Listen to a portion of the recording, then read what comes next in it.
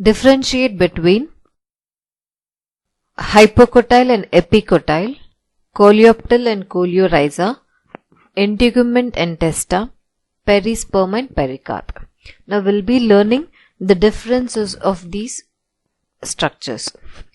Now the first one is a difference between hypocotyle and epicotyle. Now these are the parts which is seen in a dicot embryo. Now here is the diagram of dicot embryo.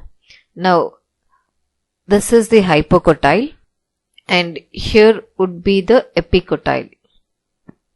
Now this part is the epicotyle. So we need to learn the difference between epicotyle and hypocotyle.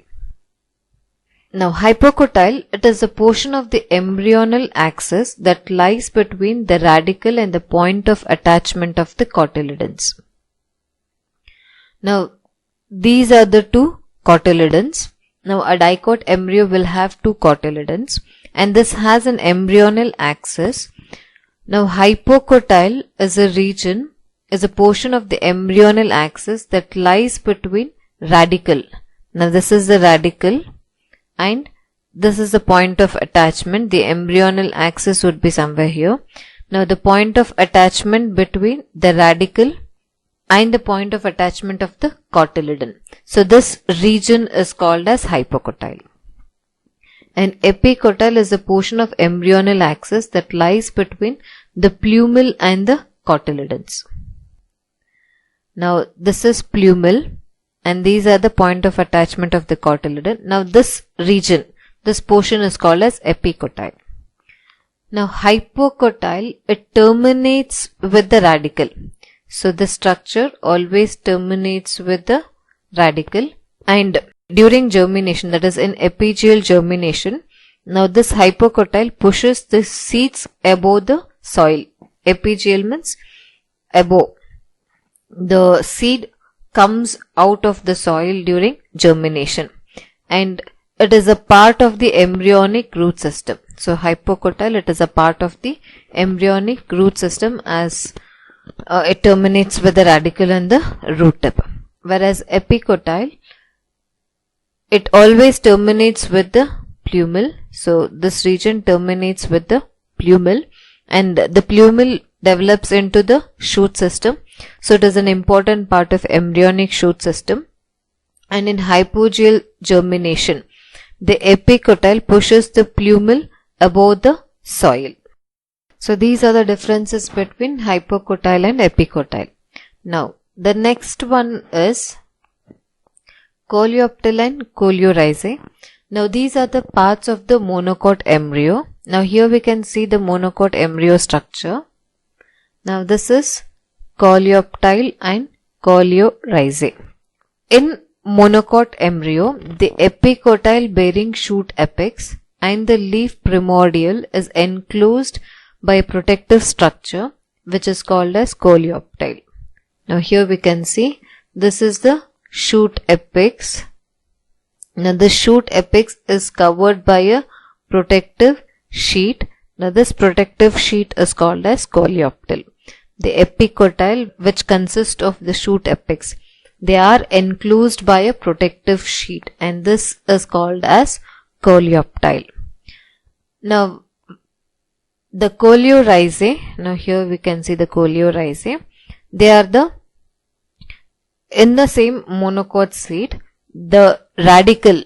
Now this is the radicle and it is also covered by the root cap. Now the radicle and root cap are also enclosed by protective sheet and now this structure is called as coleorhizae. So coleoptile is a protective enclosing of the shoot apex, whereas coleorhizae is a protective enclosing of a radicle and a root cap. Now coleoptile, it protects the plumule during the emergency from the soil, whereas coleorhizae protects the radicle during its passage into the soil. It grows much beyond the grain. Now after emergency from the grain, it stops growing. So coleorhizae doesn't grow further, whereas coleoptile, it grows further. The coleoptile undergoes photosynthesis, so it would be greenish in color. So it is functional after the seed comes out of the soil. Whereas coleorhizae, it remains inside the soil and it is non-photosynthetic in nature, and hence it is non-green in color. So these are the differences between coleoptile and coleorhizae. The next difference is between integument and testa. Now integument and testa, they are not a part of the same structure. Integument is a part of the ovule, whereas testa is the part of the seed. Now here we need to note one thing. Ovule, after fertilization, it develops into the seed. So these structures would not be present in the same individual or the same part. The outermost protecting covering of the ovule is integument. So ovule would be having two layers of integument. They form a protective covering of the ovule. Whereas testa, it is the outermost covering of the seed. So later, when the ovule develops into the seed, the outermost covering of the seed is called testa. Now the integument is thin and it is living in nature, whereas testa, it is very thick and they do not have living tissues, they are dead cells. Integument, it is a part of a pre-fertilization tissue. So before fertilization occurs, so in the ovule the integument would be present. Whereas testa is a result of post-fertilization changes. So after fertilization, the ovule develops into the seed and the parts of the ovule will also change. So here, testa is a result of post-fertilization changes. Integument arises from the chalazal end of the ovule. So during the development of the ovule, from the chalazal end, the integument will develop. Whereas testa is derived from the outer integument of the ovule after fertilization. So there are two integuments, outer and inner. Testa is derived from the outer integument of the ovule, and this changes occurs only after fertilization takes place. Now these are the differences between integument and testa. The next difference is between the perisperm and the pericarp. Now perisperm, it is the unused nucellus in the seed. Now in some plants, the nucellus, they are nutritious in nature. They would be consumed by the developing embryo.